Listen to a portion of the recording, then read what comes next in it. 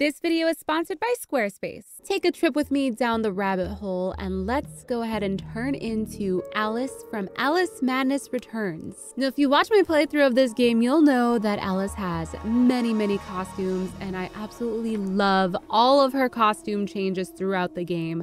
But today we're going to go with her basic first outfit, the most iconic outfit that Alice wears, and that is the blue dress with the white apron. This outfit is 100% custom made. I'm going to show you all how to make it. Feel free to swap out the fabrics to create your favorite dress that Alice wears in the game.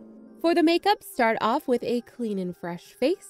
I'm going to prime my face with my favorite primer. This is by Fenty. Next, I'm going to brush down my eyebrows with this Urban Decay Brow Gel so I can keep them in their place. I'm going to spray my face with another primer because I love how this makes my skin feel. Let that dry and we're going to put on my foundation. I'm only going to start and focus on my eyes. We'll do the rest of our face later. So grab a sponge and blend that outwards, making sure to cover your whole eyelid and the area that you're going to be working on. Next up, I'm going to be using the MAC Pro Palette Paint Stick. We're going to grab the pink color and put this on the outer corners of my eyelids. We're using this as a base. Then we're going to go in with a pink eyeshadow and place that on top of that eye color with a blending brush and blend that in your crease. Next, I'm going to grab some contour and add this onto my eyelid and just blend that into the pink. And we're going to over exaggerate this a little bit and bring this to the inner corners of my nose and also on the sides of my eyes and underneath my eyes as well. You might lose a little bit of that pink color, so I'm just going in with some more pink shadow and bringing that out a bit. Now I'm going to grab some waterproof eyeliner and place this on my waterline and also onto my top eyelid. Next, I'm going to grab a black eyeshadow and place this on top of that eye pencil and go ahead and blend that outwards, blend it into that pink and the brown. Careful not to bring it up too much because you don't want to lose the pink that you just laid. And we're also going to blend this underneath our eyes as well. Next, I'm going back in with the eyeliner pencil and just darkening up some spots. And now I'm using a highlighter and placing this on the top of my brow bone. Now is a good time to add your favorite mascara. I'm adding this to the top and bottom lashes. And go ahead and do what you just did to that one eye to your other eye.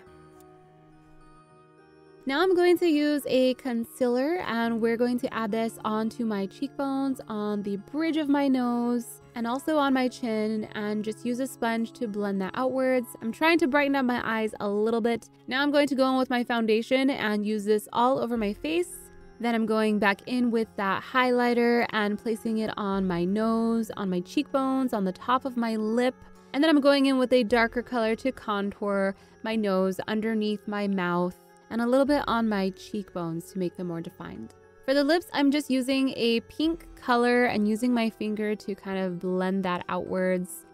I'm also going to be using a darker eyeshadow and using this on the insides of my lips and also on my lower lip to kind of give it a little different structure.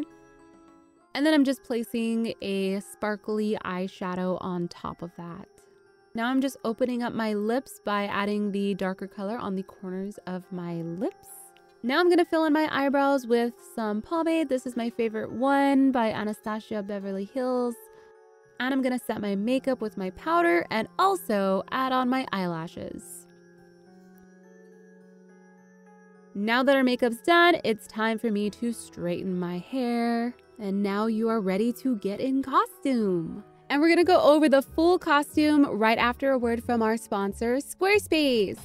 Squarespace makes it super easy to create a website and an online presence so you can show off all of your artwork and cosplays.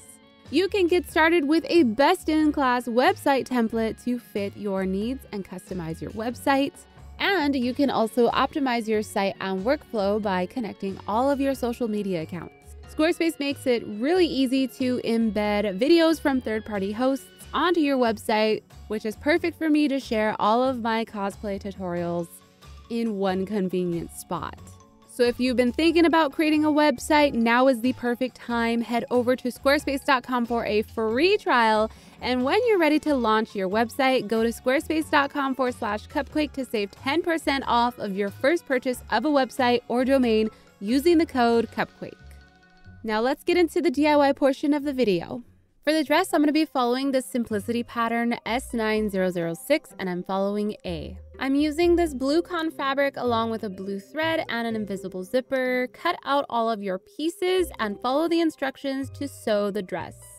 For the apron, we're just kind of free flowing with this. I'm using a white cotton fabric as well. Fold your fabric in half and measure about 10 inches width and 14 inches length. I'm then going to measure out 8 inches on one side and 4 inches on the other, and then use my measuring tape to connect those lines so we have a nice angled portion. This is going to be for the bottom portion of our apron.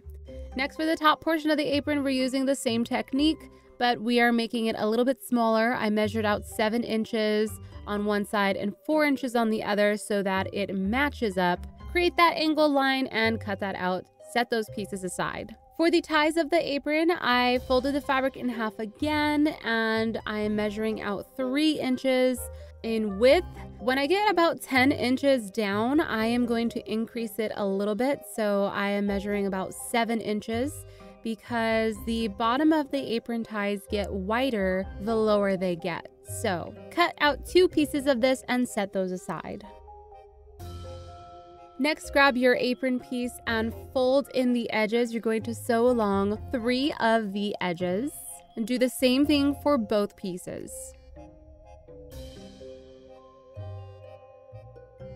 Next, I'm going to measure out a folded piece that's about 10 inches long. This is going to be the waistband. The thickness depends on however you like it. Mine's about 3 inches thick. You should have 2 pieces of this, and we are now going to sandwich the apron piece that we just sewed in between those 2 long strips and sew it along the top. Next, we're going to attach the other portion of the apron, and you're going to lay it face down on top of the fabric that we just sewed. Make sure it lines up and sew it right along the top, so when you open it up, it looks something like this.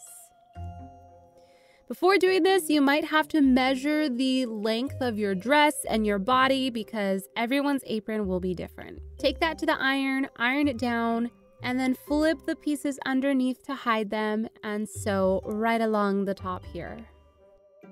So for the straps, I'm gonna cut out 2 20-inch pieces. It depends on how thick you want your straps to be.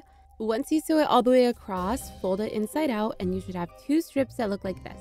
And then we're just going to attach them on top of your apron here. For the pockets, cut out a shape similar to this, and we have sewn across the edge. And I'm just pulling the string through to create a nice curve so it's easier to sew a curved line. Once you have the curve pulled through, curve the top under and sew each side. Once that's sewn, cut off the edges, flip that inside out, iron it down, and sew it right across right here. Place that onto your apron, hold it down with some pins, and sew along the edges. For the apron tie, grab your 2 pieces together and sew them along this edge, leaving the top portion open. We're gonna use this to attach to the actual apron. I opened up the other side and attached it, and then just iron it down and sew it all the way along this line. Last but not least, we're gonna work on the bow, and this really depends on how big you want it. I folded a white piece of fabric in half and measured it to about 13 inches in height and 8 inches in length, but we're going to double that, so I'm going to make it 16 inches. I just measured where I want the actual crinkle and middle portion of the bow to be, and you can just bunch it together so you can see what it looks like. I cut that out and sewed it together, leaving an opening right in the center. Make sure to cut the edges and then use that hole to fold it inside out. And then you might need something sharp for the corners so they could be nice and pointy. Then I just cut out a small piece about 8.5 inches long to 6.5.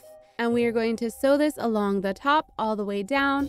Use the bottom hole to fold it inside out and iron it. And then I'm just stuffing my bow to my liking, using that piece to be the little center portion. And then once you're satisfied with how plump it is, go ahead and sew off the hole and sew on that strip so it stays nice and snug. For the details on the apron, I'm using black acrylic paint and just painting on the detail for the stitching to make it look larger.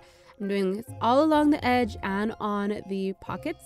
Then I went to my Cricut and I printed out the design that is on the actual pockets. I'm going to try to add this onto our website so you don't have to recreate these since we already have the Illustrator file. I printed those out and ironed them onto the pockets. If you don't have a Cricut, you can literally just paint this on.